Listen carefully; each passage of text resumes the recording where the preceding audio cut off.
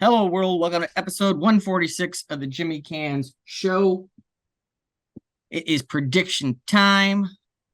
Survivor Series War Games coming to us from Chi-Town, the old Windy City All-State Arena.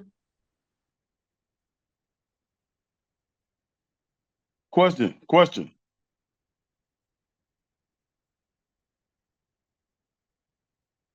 And the last one, what was our last one we did? Was that Crown Jewel. Crown Jewel? Yeah. Crown Jewel. So I have a question And for you. I got a question for you. So if we're on uh-huh. episode 146, does Yes. that mean that when will episode 150 be? Well, it depends. Let's see. We got 146 here. Probably 147 will probably be our deadline predictions. 148 might be a retro. 149 probably our college one. So I'm guessing 150 will probably be Rumble. Hey, I was about to say if 150 could line up to be Rumble or Mania somehow, that would be. Well, there's no way it would be Mania. There's too much in between now and then for it to last a Mania. But I mean, actually, 150 because of what I've been trying to do because of the way that I've been able to kind of get things to fall is I try to do a retrospective that is somewhat in conjunction with an upcoming show if possible. So like Mm-hmm. I just did what was it, the 91 Survivor Series retrospective, and now we're doing the Survivor Series predictions.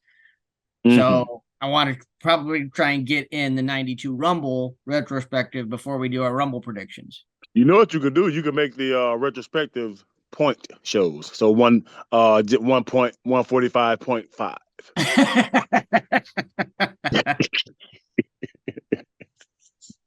Start breaking out some decimals, Yeah. all kind of fractions and stuff. Yeah. So let's kick this thing off. Speaking of championships, we'll start off with the matchup for the Women's World Championship. As Mommy, the Eradicator herself of the Judgment Day, Rhea Ripley, probably have Dirty Dom out there with her, defending against one Zoe Stark. Why don't you kick us off, champ? Yeah, I think it's pretty safe bet here. This is gonna be my shoe in. I'm putting a big shoe up on my table here. Imagine me with a big shoe. Big shoe, Rhea okay. Rhea to retain. Rhea to retain. Yeah, I'm Yeah. gonna agree with you on this one. I mean, I think it'll be a really good match. I think there'll be a few false finishes, where Zoe almost gets it, but in the end, Mommy walks out on top. They did touch on an interesting thing last night. Did you watch Raw last night? Yes, I did. Where Zoe was saying your focus is on everything but me. Mm-hmm. Mm-hmm. So yeah, for that reason, I think Zoe will get close a couple of times, but ultimately Rhea pulls it out. I agree. I agree. So next up, a clash between former brethren as Carlito takes on Juan Santos Escobar. The LWO is fragmenting. For me, honestly, like you're having him go heel. You had him. I mean, I understand, the attack on Ray was, a TV reason for him to be off because he needed to go in and have some surgery to clean up his meniscus. But, they're kayfabing it up that, it was the attack that did the injury. So, like, you have him turn, you have him take out Ray. All this heel turn only makes sense for Ray to eventually come back and get his redemption. And in order for that to happen, Santos has to get the win here. All right. I don't have as much faith in him. I feel like Carlito. You feel like Carlito? I feel like That, Carlito. that's cool. Carlito's been it's Caribbean too. Carlito's been in the weight room. You know, Uh, I'm I mean, feeling honestly, Carlito. I think what I think is going to happen is I think it's going to look like Carlito has it, and then I think uh, Angel Garza and Humberto are going to get called up from NXT and align with Santos in some type of new faction. And his faction then will be going with, against the LWO. Because that's what everybody wants. That's what everybody's been clamoring for online. Yeah. Right, cool. All right, next up, it is the matchup for the Intercontinental Championship as the longest reigning IC champion of all time now. The Ring General Gunta, with the rest of Imperium in his corner, taking on the only two-time Grand Slam champion in WWE history, the A-lister himself, The Miz. Will this mark the end of Gunther's historic reign? What do you say, Rod? Well, first off, no. Gunther. But it's tough. It's tough. It's tough because Miz, I mean, he's had a resurgence. Like he's had a second wrestling puberty here lately. He's really, he's grown another level in the ring. And it's tricky because if, I'm not sure how they want to proceed with Gunther. I'll be honest. I'm a big Gunther fan, but I don't feel like they've promoted how big of a run this is for him enough. I know I'm not saying that they've totally neglected it, but for this to be the longest Intercontinental reign of all time, I feel like it could be even more of a story. Well, I think, the lead up to it becoming that there was all this talk, he's getting close. And then now that he surpassed it, it's just like, right, kind of forgotten. Exactly. So I'm not sure, if that's on purpose. I'm not sure if they want him when he does make his big title run for the big belt, if they want him to still be Intercontinental Champion or if they want him to drop it. Like those things make it tough. But I think right now Gunther gets this win, a good win. Yeah, I hear you. I'm going to agree with you. I think Gunther does retain here as well. I do think, though, during this match that DIY makes an appearance to try and even up the numbers because they've been feuding with Ludwig and Vinci. So, that way it kind of evens up numbers and everything, but ultimately it doesn't do enough, and Gunther retains. And don't forget, there has been some dissension in Imperium. Yes. So, it's been dynamic. It's a match I'm watching closely this weekend. Next, the women's war game matchup is the team consisting of the Queen Charlotte Flair, the EST Bianca Belair, the Man Becky Lynch, and Shotzi. Take on the ever-growing Damage Control, now consisting of not only Bayley and the women's champion Io Sky, but also now the returning Kairi Sane and the Empress of Tomorrow, Asuka. I'm sure Dakota will be out there. She's not medically cleared to compete yet, but I'm sure she'll be out there to provide assistance. I know we don't know which team has the advantage yet. They're doing something different for the women's to determine the advantage rather than a matchup. They're doing a vote online to see which team gets the initial advantage. For that, I mean, I'm guessing the baby faces get the advantage. I mean, what fan vote's going to favor the heel team? And we don't even know if they actually count the votes. It could be a placebo. So I'm going to roll with you again. Babyface. They've already determined it. Yeah, so I think the baby faces get the advantage.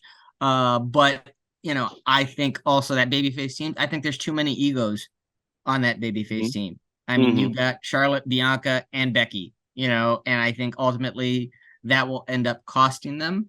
So I am going to go with Damage Control. I like it. So which way are you going? With you.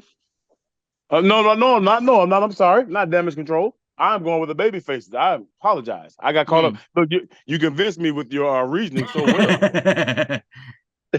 But no, I definitely am going with the with Team Babyface, which I I refer to him as Team Babyface Charlotte Bianca. Yeah. I mean, look, there's a lot of star power on that team. You know what I mean? That's what made me think so. Yeah. But like I said, I think because of all that star power, like I said, I think that there's just going to be some dissension there. I think, Because I'm trying to imagine who takes the shots. Who takes the pin here. it could be Shotzi. Yeah. I mean, that's why Shotzi could be there. Yeah. the, Yeah.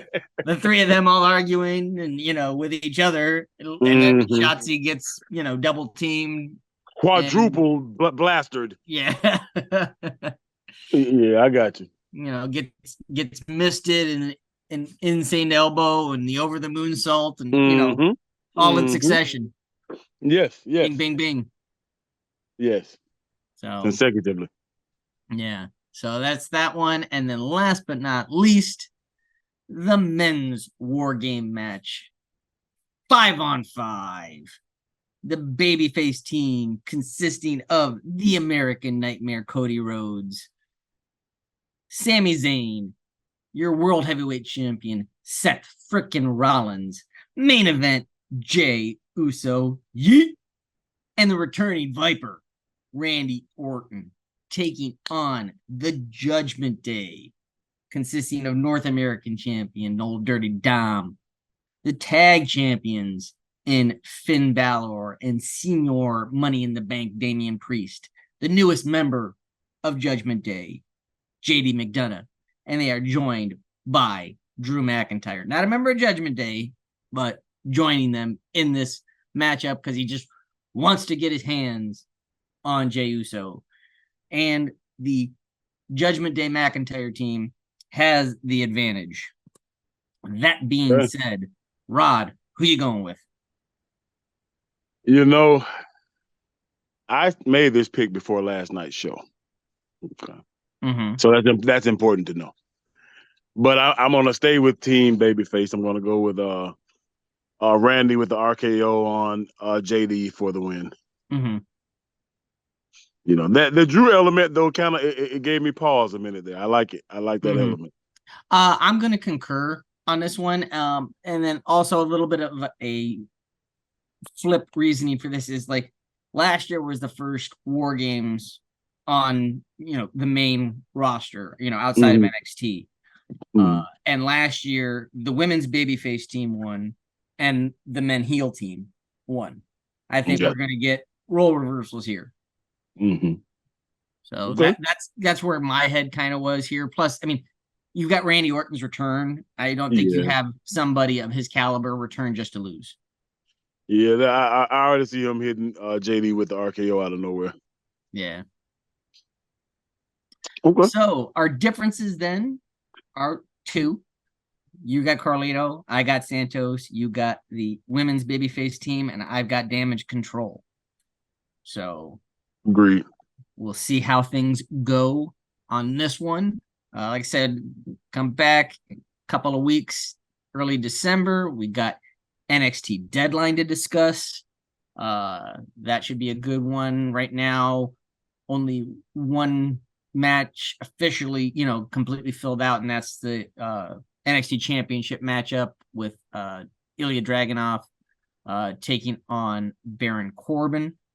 And then you're going to have the Iron Survivor Challenge matches. They're still doing the qualifiers there. We know two qualifiers out of the five for each men's and women's matchup there. We'll get another qualifier tonight, and then the last couple qualifiers in the coming weeks before that one goes off. And then we'll be coming at you with our college picks. Rod, how do you want to do that this year? Do you want to go through all the bowl games? You want to just do the New Year's Sixes? How do you want to handle it? Yeah, I figure let's think about it. Let's think about it. Yeah, I do.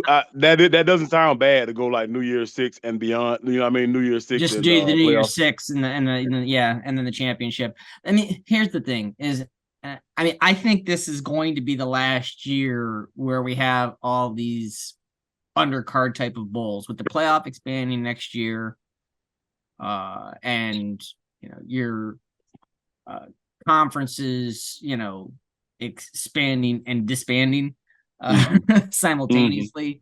I mean, like, the PAC's not going to exist after this year. It's no more. They're not going to be a power fives anymore. It's going to be a power four, Mm-hmm. um, and everything there. So, like, part of me wants to kind of run through all the bowl games, but then again, like, those bowl games that don't factor into the national championship game have just been so devalued, uh so much to the extent, like, the premier players aren't even, playing in them anymore. Yeah.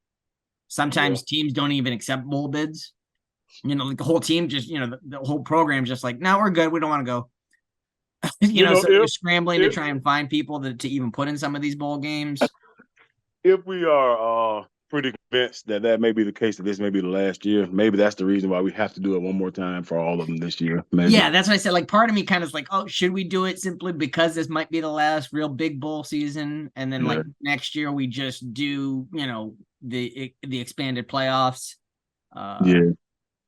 and everything. So, Yeah. we'll talk it over. We'll Yeah, figure it we'll out. sync We'll up. give you something. We'll give you something. I mean, right now, with, rivalry week to go and championship weekend to go, Yeah. who you got as your final four? I'm gonna say Georgia, Washington, Mm-hmm. Ohio State, Florida State. Yeah, I can see that being the exact same thing. I think the only thing that I think might give the committee some pause, and because I know, the first year that they did the playoffs, it did give them some pause, but then they ultimately kind of had to do it. And it just depends, is, when Ohio State lost Barrett in the last game of the year, and then we're really Mm-hmm. going into, the championship game and all that with the technically third string quarterback at the time. There was a lot of people like, oh, are they going to get in even if they win? Blah blah blah blah blah. And then, we boat raced Wisconsin and ended up getting in. Mm-hmm. So I think they might have a little pause, on your Knowles right now, depending on how your quarterback plays. And that's and for me being an insider, I was Mm-hmm. telling my wife the other night when Jordan got injured that we're going to be fine because, see, I follow Florida State heavily, Oh and yeah. I remember Tate was a highly recruited Mm-hmm. quarterback. And like I'm saying, if he plays great, and Yeah, you guys would be fine. But like I said, if things and, look sketchy, if you're skating by a point or two, that might yeah. give them a little pause to think, oh, do we look at the Big 12 Are they champion? Do one of we? the four best teams in the country? Yeah. That I'm just saying, you never know how the committee is going to behave. It's so funny sometimes, Yeah, that's why I say, like, my prediction based on like what I think our team is. Mm-hmm. I think we're gonna go out and perform. And knowing Tate, knowing how highly recruited he was, like, dude Yeah. is he's a superstar. Even our third string quarterback is like a 5-star quarterback, Mm-hmm. and we got another 5-star coming in. So Yeah. it's Yeah, like I said, I the, think you guys are going to handle your business the next 2 weeks. I mean, he's a veteran, and Tate's also a veteran. He's yeah, I big mean, kid, big veteran kid. Florida's not, not that strong right now, so I think you Hmm. guys will be fine rivalry weekend. Louisville's gonna be Louisville, a good one. Louisville will be a good one, but I still think you guys are an overall better team Correct. than they are Correct. right now. So, I think like I said, I think you guys will handle your business. I think you'll win both of those. It's just like, how convincing does it look, and will that potentially make the committee pause? And I'll tell you this. I'll even tell you this as a Florida State fan. Let's say that they decide no, they don't want to let us play. Right? If Uh-huh. we go 14-0 and like win everything and win our bowl game, I'm fine. Yeah. Because here's why. I know something that a lot of people, if you're outside of the program, don't know, and that is this is the worst we're going to be for a while this Oh year. yeah. Yeah. Like this is Yeah, a you guys have done things the right way. You've done things the right way the last few, you got a good coach in there in Norvell. You've been recruiting well. I mean, you guys are yeah. positioned to be, yeah. We got some substance. We have Yeah. substance. So that was Absolutely. the main thing I was looking for. Yeah. Like I mean, just between, just between us right now, like I'm upset to an extent of kind of what all this reshuffling and everything is doing to college athletics. Mm-hmm. I mean, I understand football is the straw that stirs the drink because they're the biggest revenue generator, Of course, of course. but there are multiple other sports in colleges, and all this consolidation is kind of hurting a lot of these other sports, over the years, because every decision is being made just around football. Really, when you really stop and think about it, it's being made around football. And the only hope that they have is that college sports does tend to have a little freedom. Like, just because your football team is in one conference, don't mean your basketball team has to be in that same conference. Yeah, but I mean, it Like, seems a lot of universities don't like to do that. Some do, but a lot don't. So I yeah, they think got that if freedom at least. yeah, there is that the possibility there. But what I think, what would have ultimately saved a lot of headache personally is if football would have just admitted kind of what it's become several years back, and that is almost like a semi-pro thing, and just kind of said like, listen, we're breaking away from the NCAA in terms of Format, yeah. regulating in terms of football. Mm-hmm. Your conference doesn't matter in terms of football. We are going to schedule, the best matchups that we can schedule and give you guys great content to watch. And the schools can stay in their conference for every other sport. And the NCAA can regulate every other sport. But football, we're going to do it this way. And, you're still going to have to be enrolled at school. You're still going to have to maintain a certain GPA to play and everything. So we're not going to just turn around and let anybody on the teams, and everything. It's not going to be the Wild West there, but like part of, part of your, and make these kids kind of sign because if you're breaking away from the NCAA, you're not bound by some of their stringent crap. Basically, you make these kids sign some type of a contract. So you don't get these kids that turn around and commit somewhere. So a school thinks, okay, we filled this need in our program, and then all of a sudden at the tail end of the season the kid's in the transfer portal and he's out the door. That transfer portal, man, that's a whole nother discussion.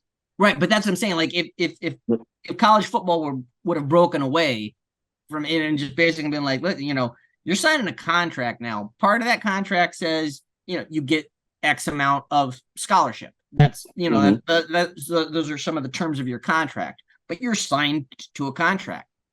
So if you want to go somewhere else, you need to negotiate something to get out of this contract. Yeah, yeah, and because it's headed, I think it's headed that way. It just didn't come out the gates Yeah. with that insight, that forethought. Mm-hmm. I think Because I mean, like, because that's why a lot of these schools, I think, are struggling trying to build their program. They get in a decent recruit, but they might have somebody right ahead of that guy. So it's like, okay, he's not quite seasoned enough yet. He's not quite ready. So we want to redshirt him. But then that kid's thinking to himself, like, I didn't get to play at all, so I'm going to transfer and I'm going to go somewhere where I can play. mm-hmm, mm-hmm. Also, we have to look at the effect of the transfer portal, the way that it's designed now, Mm-hmm. on high school athletes too. Yeah. Scholarships being taken away. You know what I mean? Because you Mm-hmm. figure it was already a limited number of scholarships that was being fought over by like a bunch of high school players. Now Mm-hmm. even more of those scholarships are going to transfer portal guys, and they're even looking at junior colleges heavier now statistically than they used Yeah. to. So Mm-hmm. like now there's less scholarships for all those high school kids to I still know, fight man. over. So it's something to I think know. I about. hear you, brother. Something to think about. So So okay, so there you have it. Our picks, a little bit of what's coming up. Give us a like, give us a share, give us a subscribe. Wherever you are, if you're here in the US, have a wonderful Thanksgiving. If you're elsewhere in the world, enjoy the sales on Friday, yes. and take care of one another. We will see you when we see you. See you.